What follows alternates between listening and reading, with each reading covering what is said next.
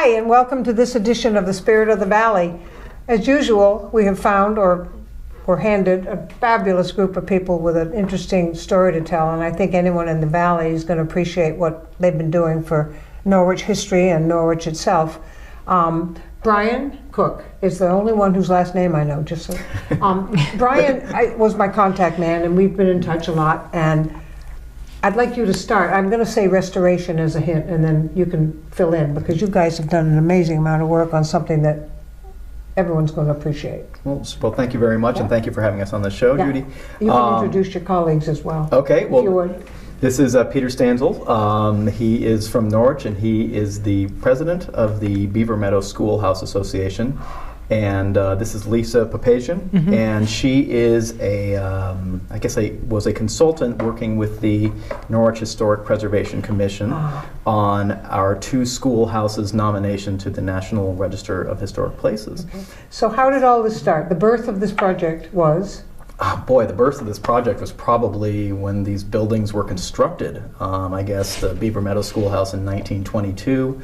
The Root Schoolhouse in 1937, and whoever put together these buildings at that time put together two unbelievably just compelling, beautiful schoolhouses, which served our community for about 25 years for Beaver Meadow's case, and just under 10 for Root's case, educating the students in our community.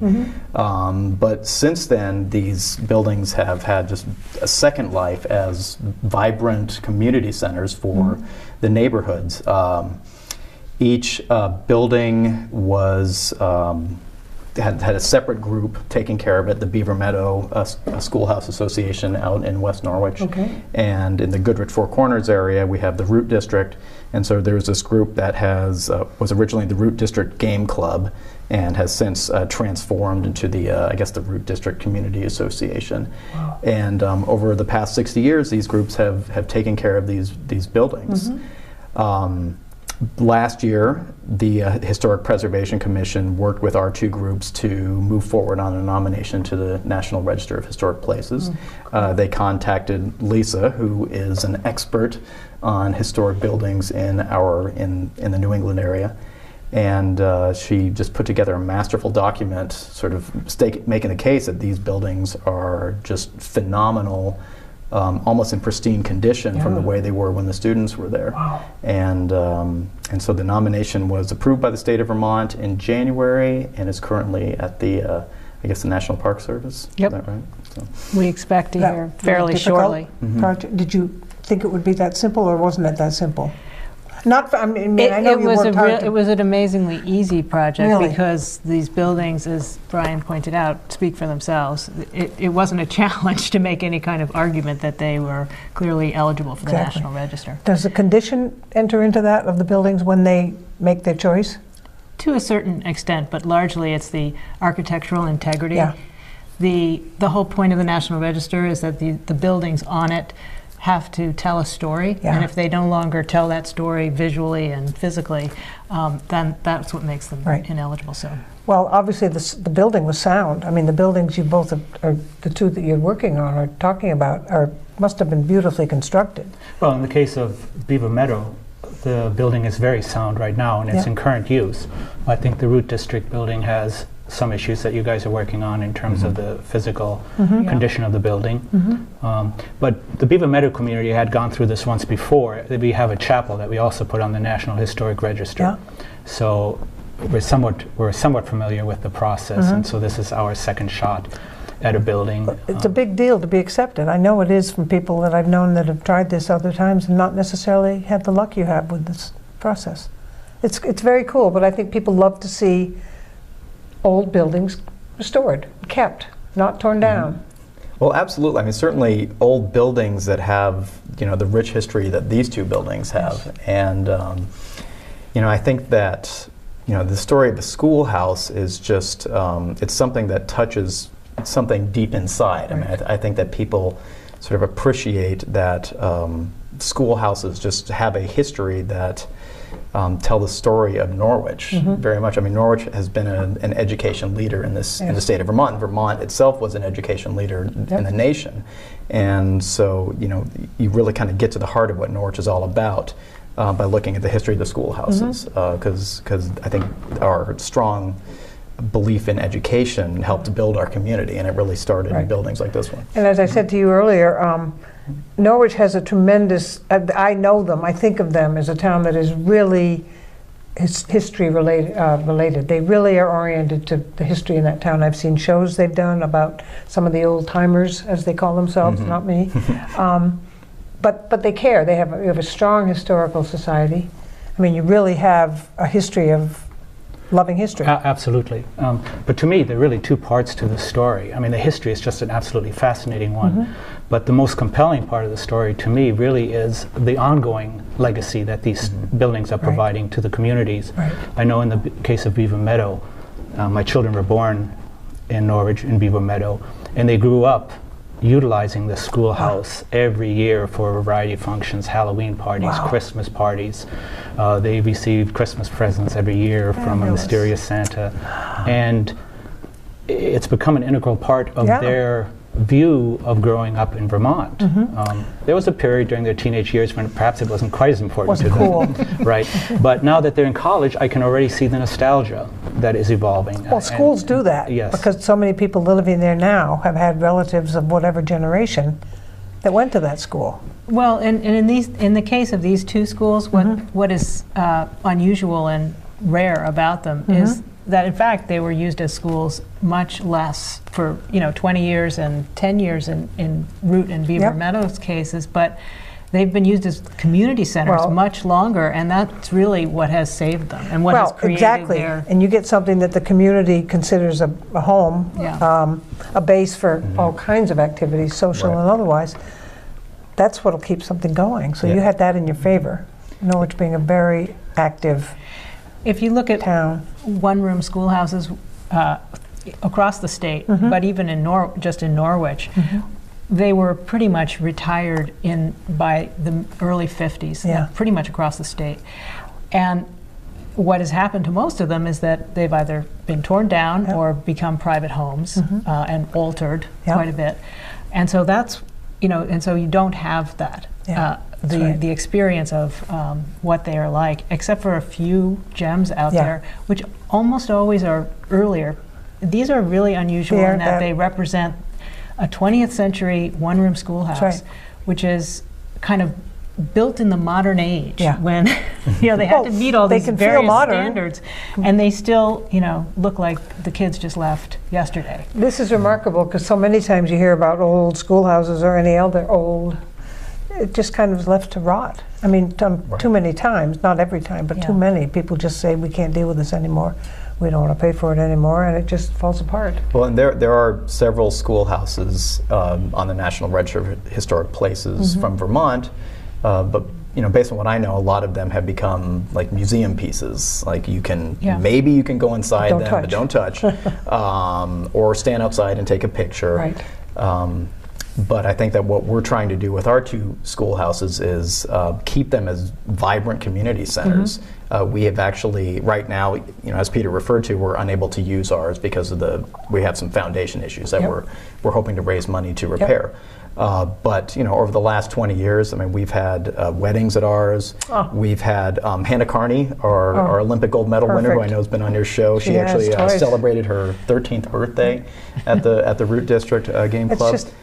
Such a community, family feel when that happens. And over the last 6 years, it's evolved. Its original life after it was a school was as a kind of a hunting club. The game club was actually a hunting club, and that schoolhouse was their base. And then after that, it transformed into a sort of a horse riding club. It became the Root District Riding Club. And then it became just a community club and hosted potlucks and, like I said, Hannah Carney's birthday party. And so it's the way it has been used over the last 60 years has evolved, and I think that it should continue to. I mean, we think that once we get this foundation fixed up. I mean, the space is just so flexible. It's just a 600 square foot room with a stage. It's got a piano. It's got a kitchen. And you can make it into anything you want it to be. The number of possible uses for it is just limitless, I think. But obviously, you need to save the building first.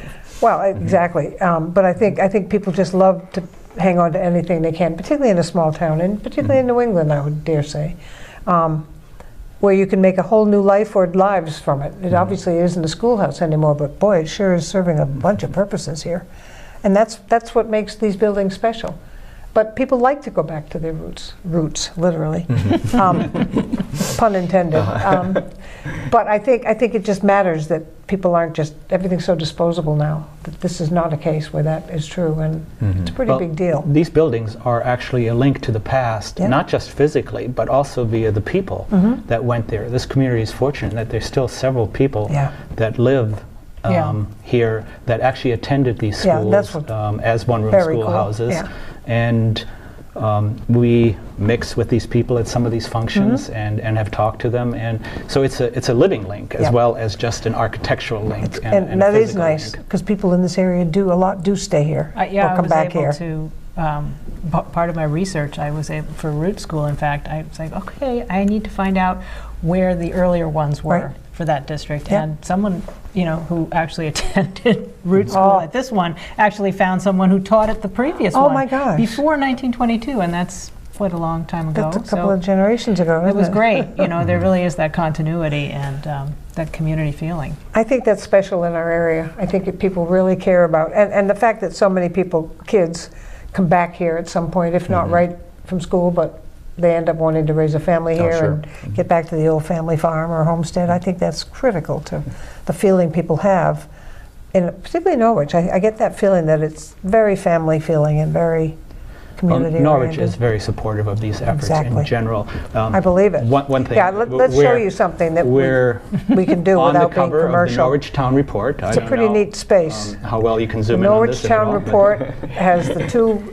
It's very cool. I mean, think how many people see that. Yeah. If they haven't already known, and they we've do had now. several articles in the Norwich Times. Upper Valley Life has carried articles on the schoolhouses. It's a classy magazine. We're represented in a recent book that was published about the history of Norwich. Oh, wonderful. So there's a lot of awareness at this point that is growing. But that's what history buffs love, is finding out these projects, they just glom onto them. Well, in our case, we're really hoping that it will also translate to some interest and support for these schools, because exactly. In both of our cases, we're in need of a little bit more help at this point than our general operational situations. I know in Beaver Meadow, our septic and water systems need to be redone. So that's a major project for us. We've been fortunate to get some funding from the Vermont Council for the Arts and their facilities improvement. Wow, is that through a grant program? Or yes? Yeah, that's a lot of extra work there. Yeah, that's although we still have to match it, but still, it is tremendous help, and it's over $22,000. That's phenomenal. But the projects are expensive, so this community interest is something that we treasure. Very valuable. And really, one of the ironies of Beaver Meadow is that it was the rating system in the 20th century by the state. They wanted to make sure these rural schools were up to snuff and safe and sanitary. And one of the levels that you could get was standard or superior, and Beaver Meadow got its superior rating because it had flush toilets. And that was the big thing, but those don't work anymore. They maybe wouldn't meet standards today. So back then it was a luxury? Yes, now it's another challenge. Well, today we actually still use the wood stove that was used probably pretty close to the turn of the century. It's a marvelous system. It's called the Smith system. It's a very large pot-bellied stove with a steel surround, so children can actually put their hands on it and not burn themselves. But it also acts as an air ventilation system. It was sophisticated and state-of-the-art. I was so fascinated by it. I did some research and found out that it was a recommended system specifically for schools. Well, you've got to be safe. Because the standards that you're the one that actually got me very interested in this. The standards that they mandated involved air exchange rates, and they used stoves to move air through the buildings and ventilation and air. So much more crucial, particularly with a young population like that. And they're going to touch it no matter how many times. Well, and the jacketed it's not just protecting children, it protects flammable, and both these schools replaced schools that had burned down. So that was obviously something on the minds of the people who built the buildings. Big criterion. And in the case of Root in 1937, by that time they put in a whole furnace system in the basement. So you are doing a documentary. I'm aware of that. Want to tell us a little about that and how you're coming? Well, we are actually, this has just been incredible luck. We approached the CATV studios to say, we are aware of a couple, surviving Schoolhouse students. We were wondering if you might be interested in just having them share their stories. And it turns out that CATV had recently finished the project on the Carter factory in Lebanon, which is now the Ava Gallery, and which was something they did in collaboration with Historic New England. And so they said, well, we're actually sort of looking for a Vermont project now. We did our New Hampshire project. And that's a lottery. And we think that we could maybe even go do more than what you're looking for. We could put together a half-hour documentary that really tells the story of the Norwich Schoolhouse, and it would be just very professional and compelling. And so so this is something that is happening very quickly. Right now we're trying to find some other Schoolhouse students that can tell their stories. And we'll come to this studio for some interviews. Perfect. And I think we're aware of about 3 or 4 right now. So if anyone knows where to find somebody who went to a one-room schoolhouse in Norwich in the 20s, 30s, or 40s, we would love to. Check your genealogy. We would love to talk to them. Thank you. Parent, grandparent, some of you may have such a thing, and it would be a huge help to you. Absolutely. But now, even though we can't promote you in a financial way, I do want people to know how to reach you on a website. Oh, absolutely. Because I know they're going to want to help. Well, we have set up a Facebook group, and if you are interested in tracking how we're doing or joining our group, the address is facebook.com/groups/Norwich Schoolhouses. Perfect. Because every project needs some help, and you've obviously got millions of ways to use the money. Oh, thank you. You've just mentioned some foundations, and you just talked about septic. Septic and water. So those don't come cheap. No. That's just all there is to it. Unfortunately, we've all probably been there on our own, and they're not cheap. So when do you think this documentary will be out? Well, depending on how much support you get? I think that we hope to have it completed sometime this year. Wow. In 2013, and really I think it's going to be a big year if things work out for the register for the nomination. Perhaps that will happen around the same time as the completion of the documentary. Wow. And I think those two things together will, along with interviews such as this one, will help us make the case that this is not just a Norwich issue or a Root District issue or a Beaver Meadow issue. Right. That these schoolhouses are, you can make the case that they're Vermont treasures. If they're on the register, they're United States treasures. Right. They really tell a story so clearly that no other schoolhouse might be able to tell. Right. And you can call it everybody's treasure. Once they see it, they're going to want to go visit it and look at it and get a really good close-up of it. I think it's a fascinating project. Anytime an old building in good or bad repair can be brought back, I think people really enjoy and that. I think it's important that you said everybody's treasure, because I want to point out that these schoolhouses, even though the immediate communities have taken the lead in preserving them and using them, are open to anyone in Norwich. Exactly. And we encourage that kind of involvement and interest. So the more you can help, the better, folks, because this is something you are going to enjoy, your kids are going to enjoy, and beyond. But it's something that people can really appreciate because they can drive to it and look at it. It's not something on a bigger network that you'll never get to. This is right next door. Absolutely. And I know I will. I've hold that up again, because I just think it's a very good picture for the Norwich Town Report this year at the annual meeting. It's pretty neat to have it reaching the whole town at one shot, and some of them know about it, but I'm sure, as you said, probably they don't all. Right. So, well, and I think that this area, I mean, has a history of taking care of their great buildings. I Exactly. mean, we're sitting in one right now. I mean, we're Yeah. I guess, I don't know if you can probably better tell the story of this building. I don't know it than I as well can. as people here do. But So. I mean, I believe it used to be a tire factory, and That's all I've heard. And now it is an art studio, and this interview is happening there. So instead of just letting these old buildings die or tearing them down, there are new ways to use them. And I think that in the same way this building has been repurposed, I think that we can continue to allow our schoolhouses to evolve. And I think everyone appreciates that. They wouldn't all say they could take it on, but they'd certainly appreciate, and we know it's hard work, from the digging to all the research to the actual, we don't know all the steps. The We hardest never is will. paint scraping. Paint scraping. Oh, you've had to do that. Oh, we've done Oh, that. We boy. probably every couple of years we hold a community painting party, You and get a good turnout?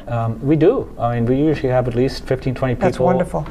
It At shows any how given much they want point, it. and they obviously do shifts. Yeah, But, but it shows you that the interest is there. absolutely. They all want to keep it.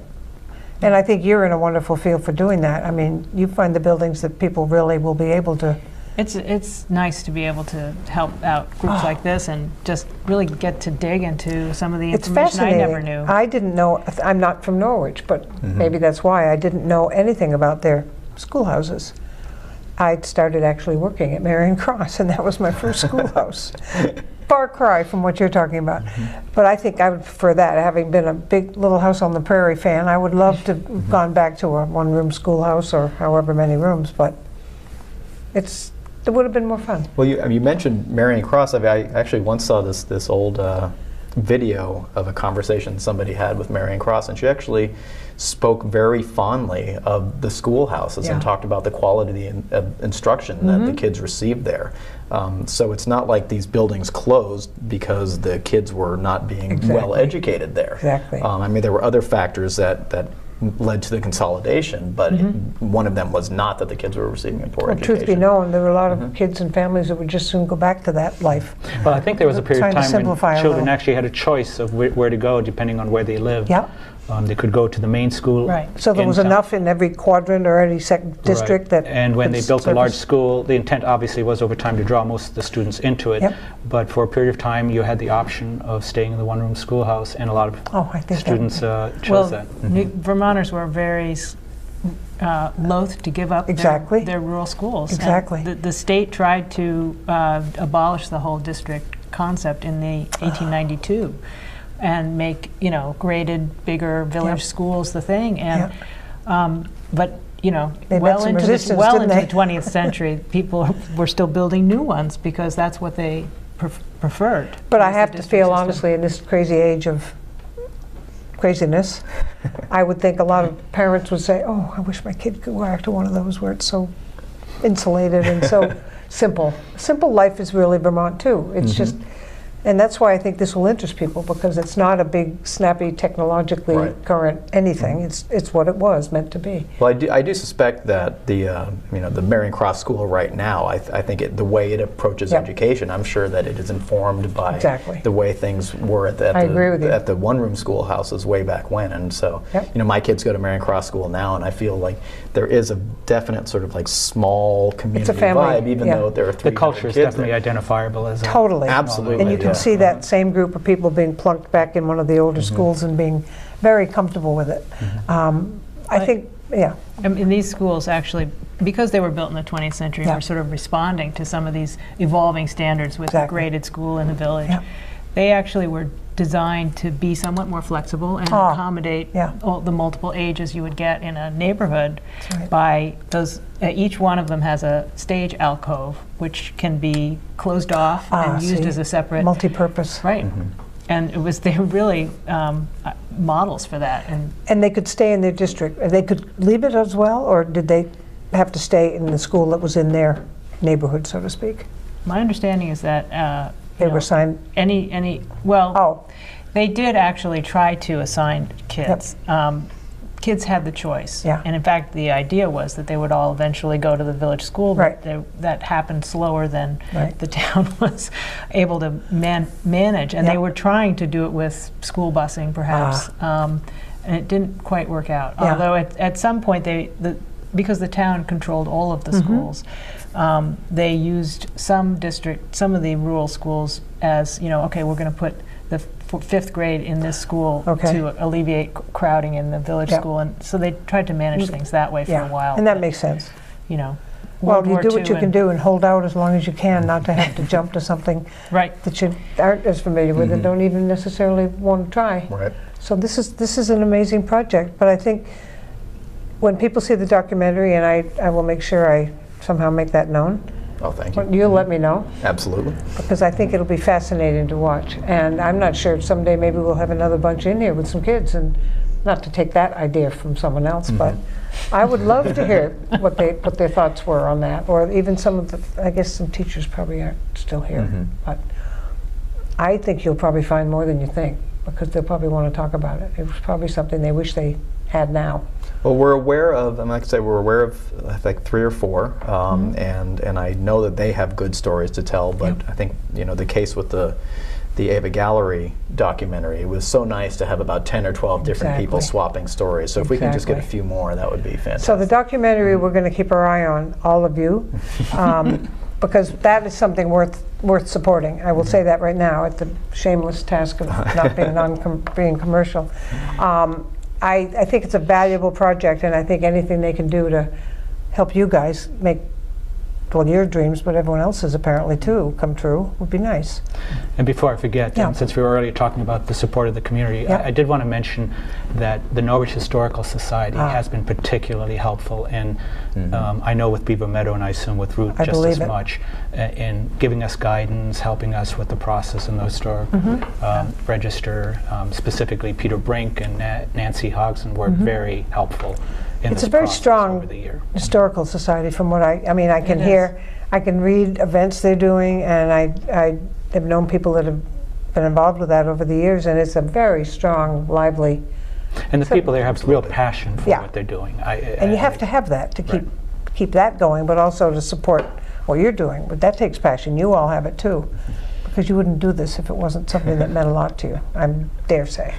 But well, it isn't enough time to cover the whole story, but I think we've gotten the gist of it, and I think maybe even more than that. But I think this is worth everybody paying attention to and seeing what you can do to help. And the website will be shown, well, I can't say that now, they'll be watching them to hear it, but we know the website will be shown several times. And we'll put your name up as a contact person for any questions or anything they want to do.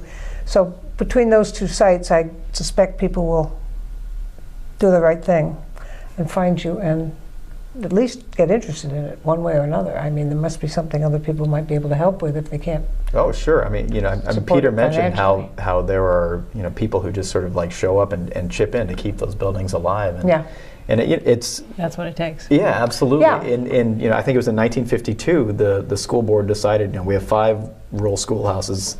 We're going to part ways with them, and they took 2 of them, Beaver Meadow and Root, and gave them to community groups, and those are the 2 that are still standing. And what has happened to the other 3? One was transformed into a private residence. One is situated on a private lot close to the Norwich transfer station, but is there's no sign that it has been used in any way other than maybe storage. And reportedly, the 5th one burned.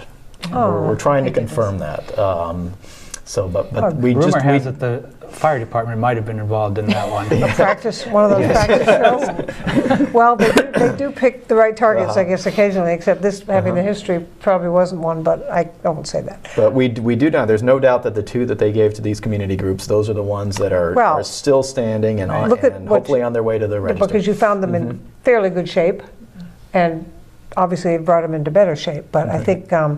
The 2 that you've got, do you want to hold it up again? You can if you want. I mean, this is a good taste of how well these buildings look right now, how good they look, and how much you can sense how much work has had to be done. But you guys are the right ones. I do want to stress, this is not an effort by the people at this table. No. This is a community effort. We have associations for the individual schoolhouses. Lindsay Putnam has been tremendously helpful at the Beaver Meadow side. Well, it's a very engaged town when it comes to this kind of thing. A lot of people want to get in one community phase. Foundations, are contributing. So it's Oh, you can tell Definitely that a community. it is a community thing. There's one family on the root side that has been at this for 40 years, and just still trying to make the case. And actually, I think that they were probably instrumental in getting those 2 photos on the town report, because they're very active in. But you need the passion. I mean, yours is fine and wonderful, but you need more just to get it rolling, and you need everyone's interest. So if someone can do some teeny little piece of it, they're going to feel wonderful when they see the result. Well, I thank you so much. This has been really interesting, and I'm going to be driving around now and finding these places. But I do want everyone to check the website and Brian's email, or we'll put that up if you want. Very good. And get involved, or at least follow it. I think you'll be amazed at how much has happened and how much will happen and how much it'll benefit not just Norwich, but the whole countryside. I think it's a wonderful, wonderful thing to bring back. And so I hope you'll get involved.